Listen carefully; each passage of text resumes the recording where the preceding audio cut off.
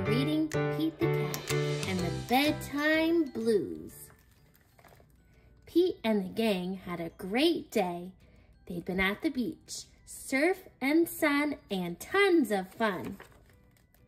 But when the sun went down, they didn't want the fun to end. Pete had an idea.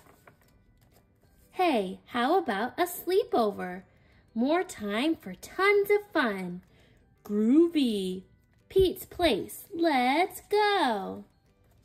The party was far out, but they knew they couldn't stay up all night. The gang decided it was time to say goodnight. On went the pajamas and out went the light. Good night, Gus. Good night, Alligator. Good night, Toad. Good night, Pete. Pete was just about to catch some Z's when clap, clap, clap. Who did that? Pete asked. It was me, said Grumpy Toad. I don't want to go to bed. I want to clap instead. Pete covered his head. This cool cat needs to go to bed. Good night, Gus. Good night, Alligator. Good night, Toad. Good night, Pete. Time to sleep. Pete tried again to catch some Z's when rat-a-tat-tat-tat. Who did that? Pete asked. It was me, said Gus the platypus. I don't want to go to bed. I want to jam instead. Pete covered his head. This cool cat needs to go to bed. Time to sleep. Good night, Gus. Good night, Alligator. Good night, Toad. Good night, Pete. Pete closed his eyes to catch some Z's when he heard munch, munch, munch.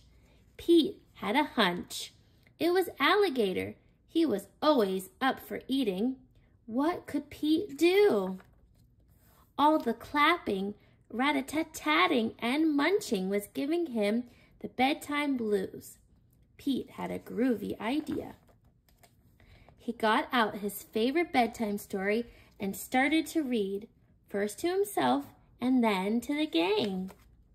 Pete noticed it was finally quiet. No more clapping, no more rat-a-tat-tatting, and no more munching. They all settled down.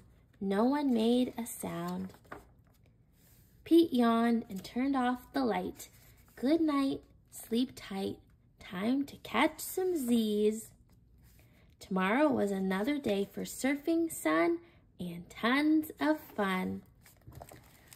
Wow, that was a really cute bedtime story. Make sure you like and subscribe for more Read Aloud fun. Have a great day.